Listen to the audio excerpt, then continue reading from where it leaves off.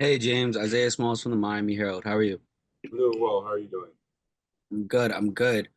Just wanted to check on the status of the Achilles. How are you doing? What's the timetable for return on that? Status of Achilles, it's doing pretty well. Um, I was, I wasn't lucky to have the Achilles injury, but I was lucky it happened. I had surgery the first week of October, so I'm on schedule. I'm on track, and so I was really fortunate about the timing in the year where we won't have to worry about anything this upcoming season. Cool. And then just a quick follow-up, just what attracted you to this Miami Dolphins offense? Like why do you want to come play here? It seems like it's a really good offense to play in, really fun offense to play in. There's a lot of playmakers, and I've always watched. I think 2 years ago, the Dolphins were like top five in the league in rushing. They've always been a great rushing team for like the past couple of years. So it's always attracted me, and so I'm very excited to get a chance to play in the offense. It seems really fun. So the offensive plays into my strengths. So I'm really excited to get a chance to play. Cool. Thank you so much, and welcome to Miami. Thank you. We'll go to Omar. Hey, James, I wanted to ask you this question. Obviously,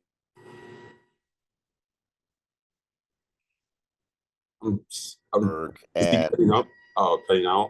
I think we lost you, Omar. Could you ask it again, okay, please? okay, I'm sorry. Can you hear me now? Yes, yes. Okay. What goes into your thought process when you're in a contract year like you were in Pittsburgh and then all of a sudden pop? It's,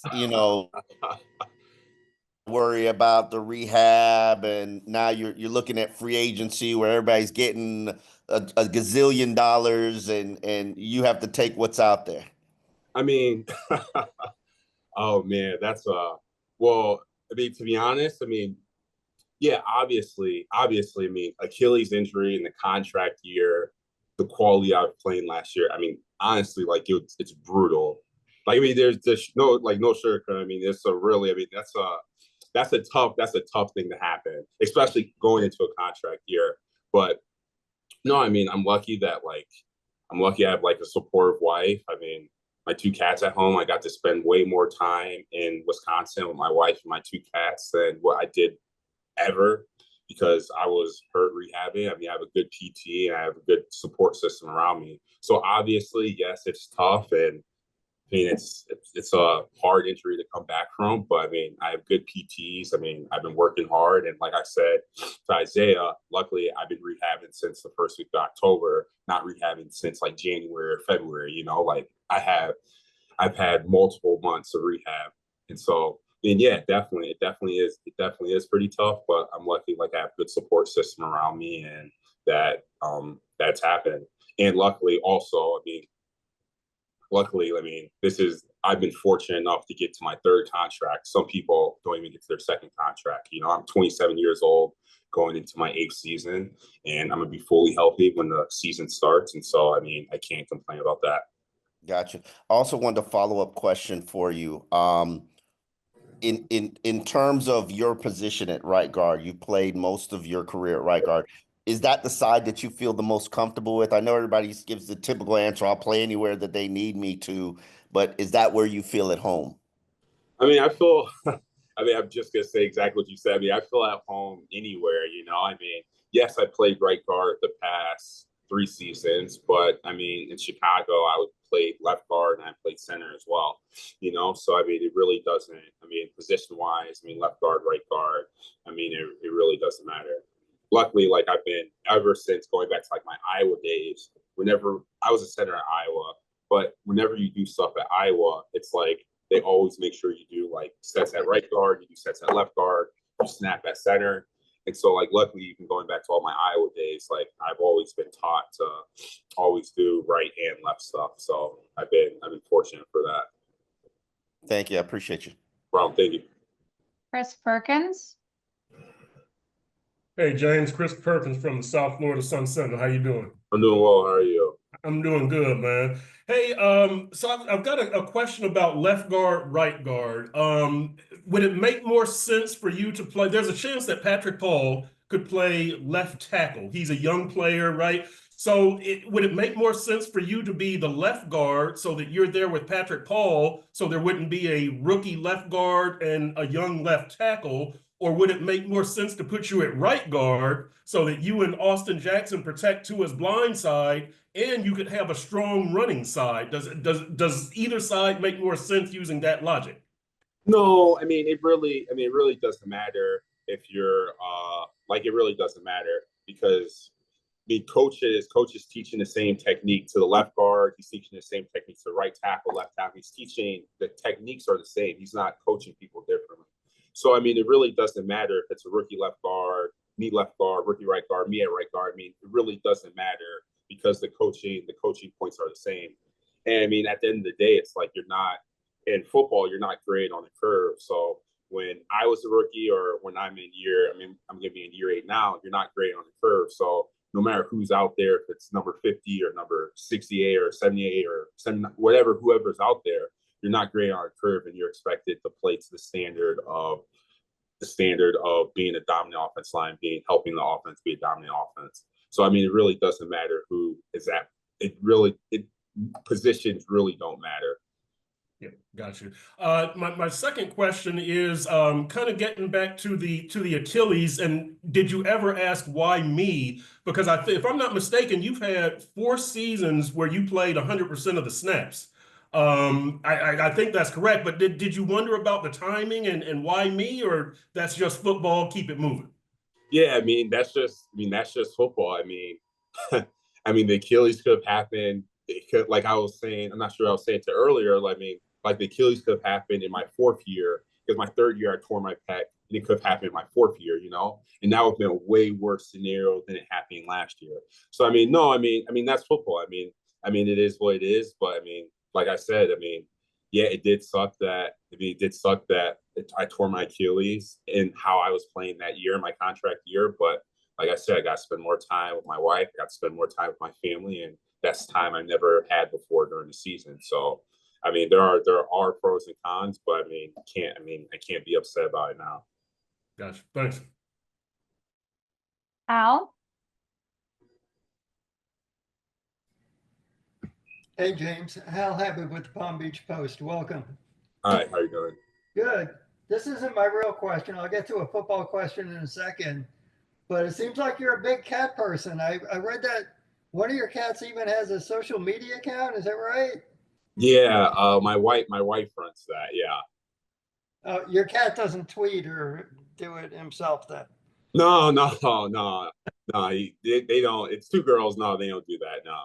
Yeah, that's cool. They maybe create a burner account. I'm not sure. Okay. My football question is simply this. Some offensive linemen don't mind being, anonymous, being out of the spotlight and that sort of thing. And yet with the Dolphins, there's been a lot of attention on offensive line lately, particularly the guard play. And I think a lot of fans are probably looking at you as a really important addition to upgrade not just the offensive line, but the team.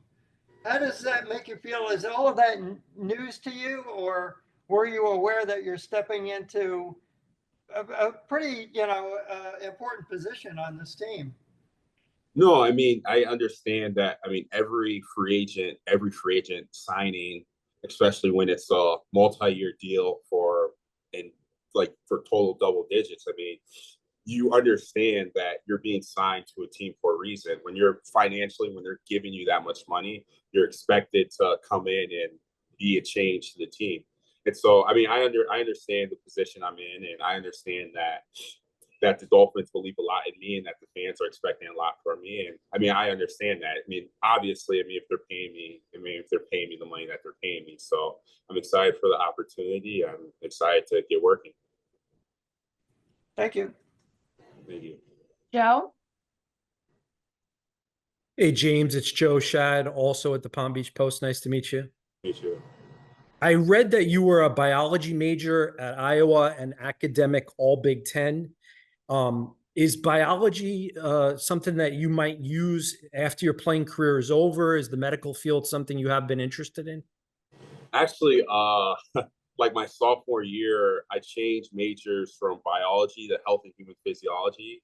Some of the upper level biology classes were way too hard for me. But health and human physiology, it was still hard, but it wasn't as hard as biology.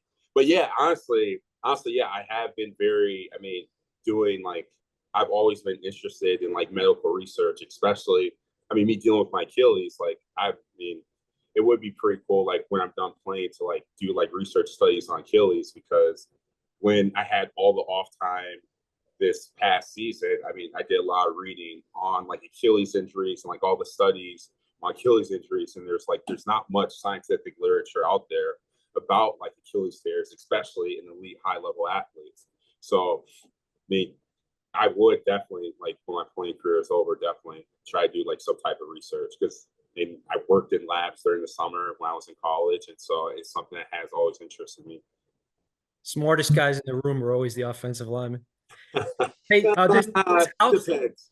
this outside this outside zone scheme has been really successful and devastating for a number of years. Thinking back to the Broncos and Terrell Davis, the 49ers with Raheem Mostert, who then came here, and the Dolphins a couple of years ago, last year, not so good. What have you learned, or what have you seen, or what do you know about what is asked of the guards in the outside zone scheme, especially in run, as opposed to, like, the man scheme? Yeah, I mean, the outside zone scheme, that's what I was playing last year in Pittsburgh, and that's what I did back in Iowa. No, I mean, you're just like, you're expected to like play fast and like attack. So much of like the man scheme is like double teams and like fitting in and just like driving people slow. I mean, the outside zone scheme, you're expected to like attack and play with speed. And so, like, I mean, I'm really excited to play in it. I mean, I feel like my best year last year in NFL, like my best tape was playing in this type of scheme. So I'm really excited to get a chance playing it again. Welcome. Thank you. Alan? Hey, James, welcome to South Florida. Happy to say that my wife and I are the proud owners of 2 cats as well. So Okay. I feel you right there. 2 quick questions for you. The first one is, did you have any connections to anybody on the Dolphins prior to now being either teammates or having them as your coach? What do you mean? Any players on the team you've played with before, you're friends with, anybody on the coaching staff you've worked with before? No, there's been nobody I've worked with before. No, Well, I guess Larry Borum, he just signed, but yeah. I was with him a year in Chicago. But no, except for him, no, there's nobody I've worked with. Which reminds me, actually, we spoke to him yesterday, and he basically described you as a jokester. How would you analyze that characterization? I mean, I really don't see myself as that. I mean, I'm pretty, yeah, like when it's time, like when I'm serious, like I'm serious. But yeah, like when I don't have to be serious, I mean, yes, I can be, I don't know, maybe I can crack a few jokes, but I don't see myself as that.